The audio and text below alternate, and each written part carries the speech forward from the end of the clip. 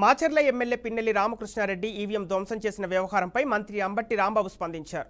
ఇక వైరల్ అవుతున్న మాచర్ల ఎమ్మెల్యే వీడియోతో సంబంధం లేదని ఈసీ ప్రకటించిందని, దీన్ని బట్టి పోలీసులు అధికారులు తెలుగుదేశంతో ఎంతగా కుమ్మక్కయ్యారో తెలుస్తోందని అంబటి రాంబాబు ట్వీట్ చేశారు. ఇక ఎమ్మెల్యే పిన్నెల్లిపై తప్పుడు వీడియోను ఎక్స్లో రిలీజ్ చేసిన నారా లోకేష్పై విచారణ జరపాలని డిమాండ్ చేస్తున్నారు. తగిన చర్యలు తీసుకోవాలని డిమాండ్ చేశారు.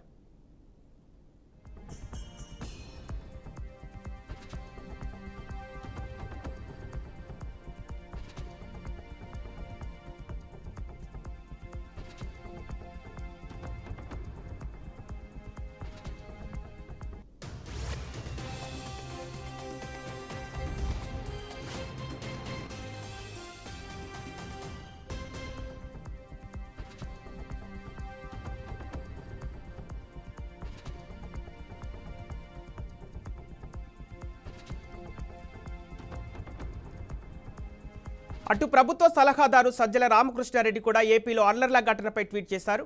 టీడీపీ రిగ్గింగ్లతో పాటు అక్రమాలకు పాల్పడిందని సజ్జల ఆరోపించారు. టీడీపీ చేసిన దురాగతాలు ఈసీకి కనిపించలేదని ప్రశ్నించారు. బాధ్యులందరిపై కఠిన చర్యలు తీసుకోవాలని డిమాండ్ చేశారు.